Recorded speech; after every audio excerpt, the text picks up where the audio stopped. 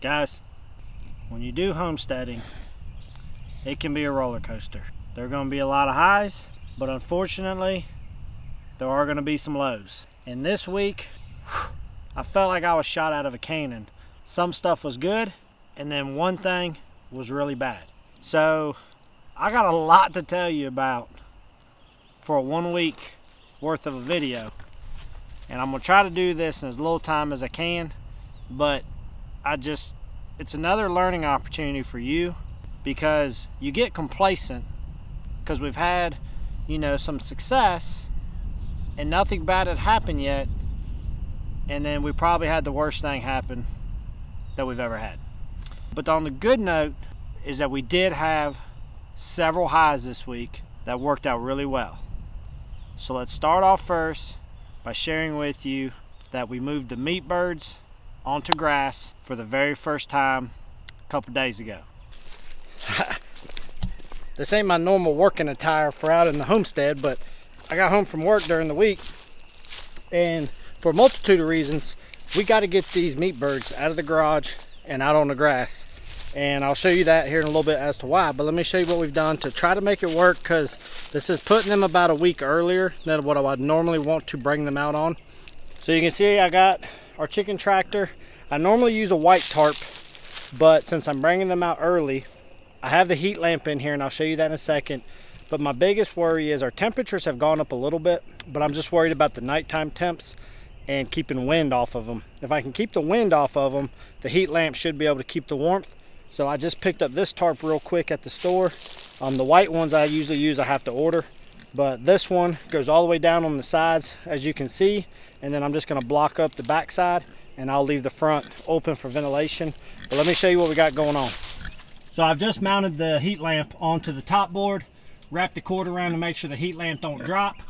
The height of this heat lamp is actually lower to the ground than what it was at in the garage. They were actually doing really well, and so I had the heat lamp up really high, probably about twice this height. So this should give them what they need to stay warm, and it also keeps them close to the center of the coop, so I don't have to worry about something grabbing them from the edges if for some reason they try to huddle up to the edge like they tend to do when they're full size. Now, I did do this exact same method with last year's meat birds.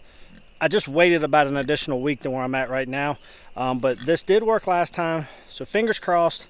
If we can keep good weather and they keep feathering out the way they are, I think this will work. But right now, I still need to give them new feed and water for this evening. I'm trying to beat the daylight or darkness. I'm trying to get it done before it gets dark. So we got to get these guys loaded up and start punching them in here real quick so I can get them feed and water before it gets dark and they can kind of acclimate a little bit.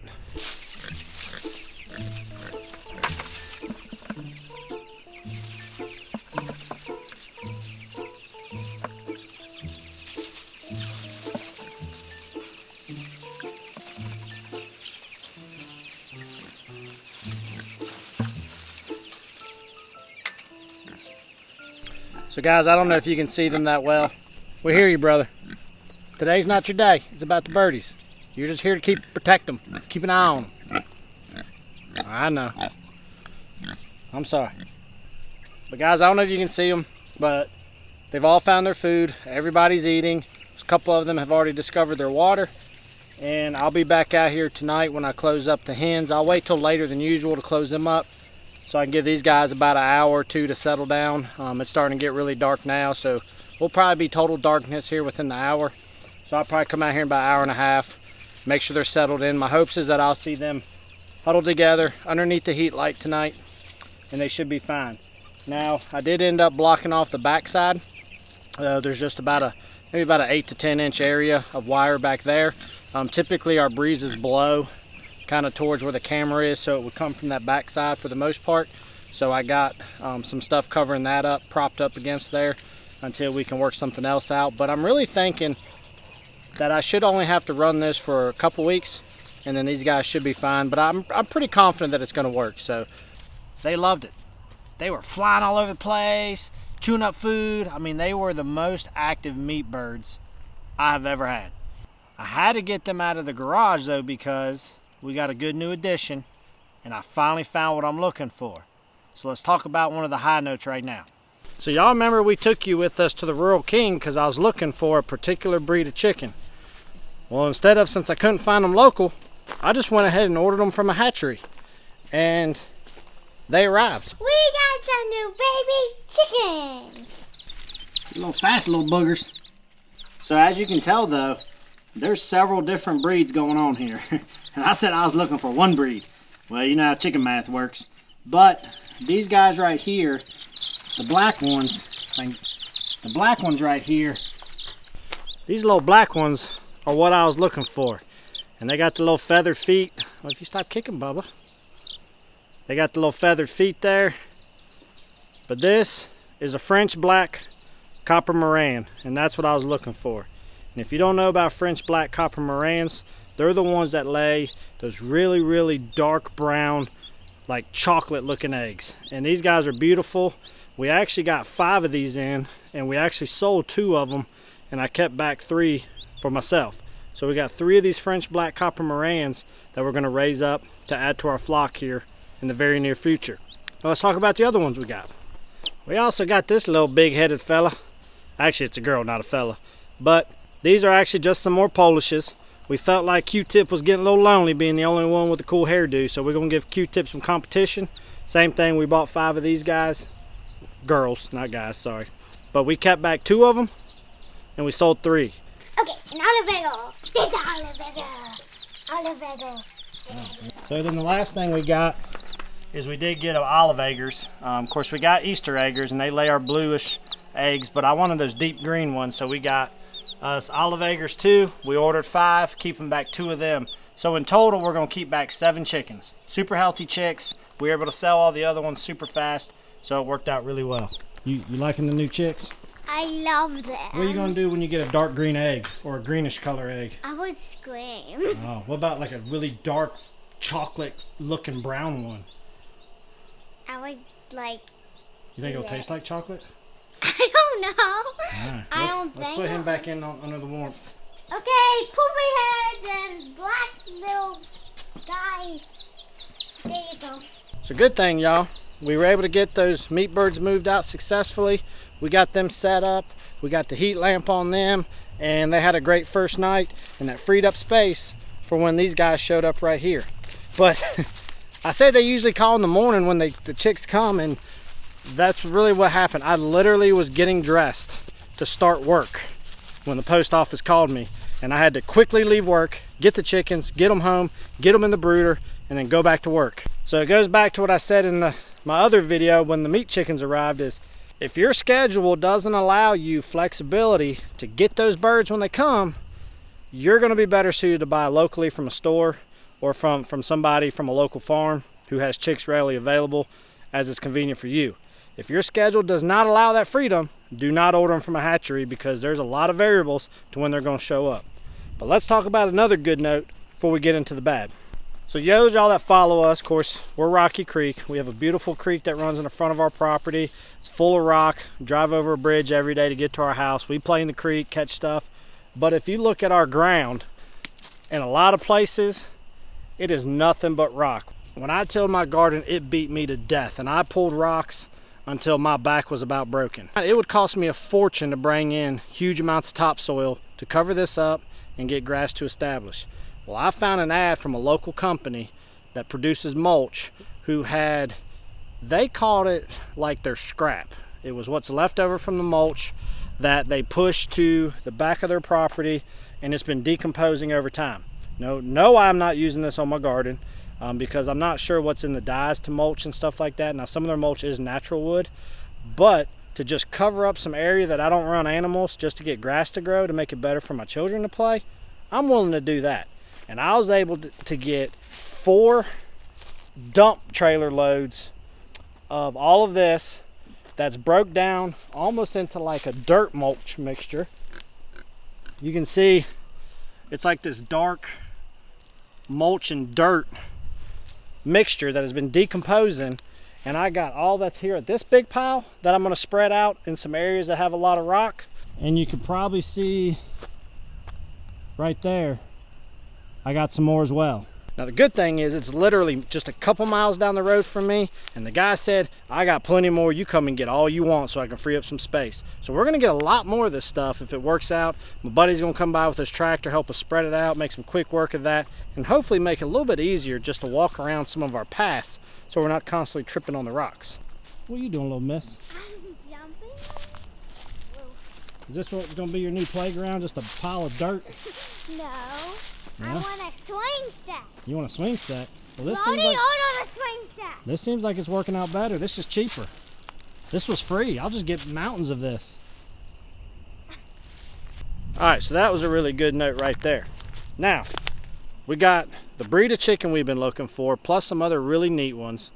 The extra ones from that we were able to sell and recoup a good bit of our money. And now, let's talk about the bad. So the meat birds did fantastic their first day. The next day I came out, they were good to go, fed them, watered them. I even moved the new chicken water in there that we did those new cups from Rent-A-Coop on, and they were taking to that great. Well, then I came out the second day and there was no chickens in the coop. So I came out to the coop thinking everything was like normal. I came out to check on the chickens and I couldn't find them. There was none. I was kind of just shocked. I just kind of stood there, didn't know what to say. I was angry, frustrated, confused. Daylight was just starting, so I could see pretty good, but it wasn't full light. And I only had like 25 minutes where I needed to be out the door and headed to work. So I looked frantically all over trying to see if I could find them or any signs of what happened. I didn't see much of any blood at all. I didn't see any feathers. I didn't know what happened. I started wondering, did somebody steal my chickens? I didn't know what was going on. And I hated going to work with so many questions in my mind. So when I started walking around the coop though, I did find a spot where something looks like it has dug just a little bit. Let me show you. So this little dirt spot here is where they had dug. And when I got home from work to be able to look a little bit closer, I was able to see, you might be able to see right there, some feathers, more feathers. There's some more right there and right there. I also noticed, if I get close right there, you can see a little bit of blood on the feeder. So based off what I've been able to figure out after the fact, like I said, in talking to people, I'm leaning towards it being a fox.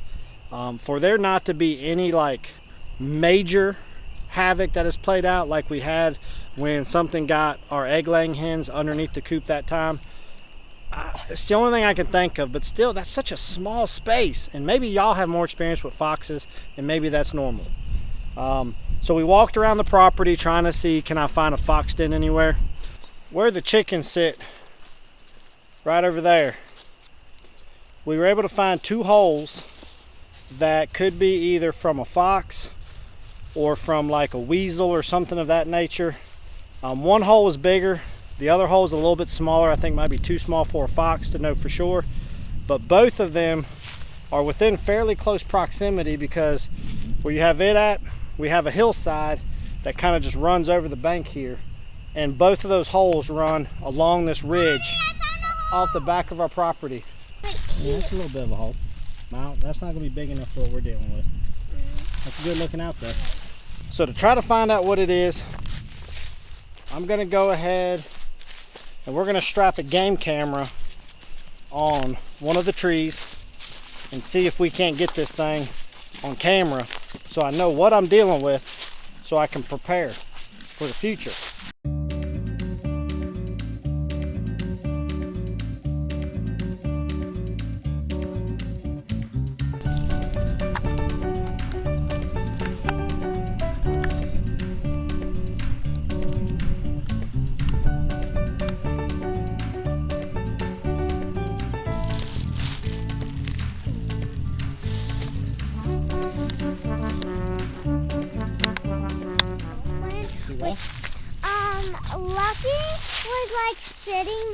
beside one of the gray chickens, like he was in love with one of them. He was in love with her.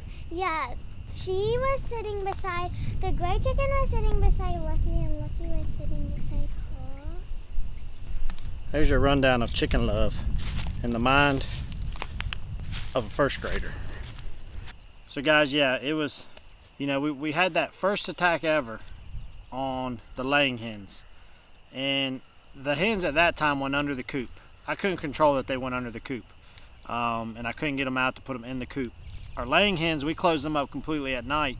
So if they go in their coop, there's nothing that can get to them at night between the hardware cloth and the windows and the rest of that coop being solid. I raised broilers in that chicken tractor, no problems at all in the past. And like I said, I must have got complacent, but I mean, it's frustrating when you do this, and you got to prepare yourself for it, because, you know, I got home from work that day and I busted my hump to get those chickens out of the garage, make sure they were set up. The whole time I'm thinking I got to keep these guys warm and keep the wind off of them, so that, you know, that because it was a little sooner than I wanted to do it, and I was so focused on keeping those guys warm, I never thought about something digging under that coop and into there, especially with how rocky that soil is. I'm very interested to figure out what in the world got in there and got that many chickens to where they're all gone in one night through an opening that thick and probably that wide. It's just, I was so defeated this morning. You know, I'd gotten on Facebook and Instagram. I posted a cute picture of a chicken face and, you know, just telling everybody, hey, let's have a great Friday. You know, just putting this picture up here to give y'all something to smile about, start the day off. And, you know, I was trying to put out all these positive vibes because I tried my best to stay positive. Just to 10 minutes later, come outside and discover that the breed of chicken to raise for meat that I've probably been most excited about ever is all completely gone in one night.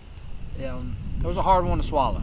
You know, you work so hard on those things, and you try to give those animals the best life possible, although knowing they're going to give you a return back. And so there is a level of care to those animals, but it is very frustrating to just see it all gone in the blink of an eye like that. So, you know, it's fine. I've already ordered more chickens. I'm going to figure out what did this, and we're going to prepare for it next time so that it doesn't happen again. I'm already brainstorming whether that's going to be electrical, whether that's going to be, you know, wire across the bottom. You know, I am going to make sure that I can still keep moving them to a fresh patch of grass every so often. So I'm not going to deviate from that, but I need to do something else. And so please let my mistake be a way for you to learn. It's going to be good, and we're going to focus on the good things that we've had happen this week, and we're just going to keep trucking along. We're excited about having those French black copper Morans. We're excited about having us some new Q-tips, some olive eggers. Got this composted mulch dirt, whatever you want to call it. You know, there's a lot of good that came out of this week. It's going to be all right. But I want to share with y'all everything that's happened this week and make sure you can learn from it. So guys, stay tuned. We're going to see how the night goes. We're going to get those photos downloaded off that camera, see if we can figure out what this was, share it with you so you know if you get the similar circumstance, you might know which animal got yours. And, you know, it's just part of raising livestock you got to be prepared for. But guys, as always, we appreciate you coming along. We appreciate the support. Y'all have a wonderful weekend. Keep your head up no matter what happens. Keep pushing forward. And guys, as always, y'all be good. And we'll see you here real soon. On the next video. Bye, guys.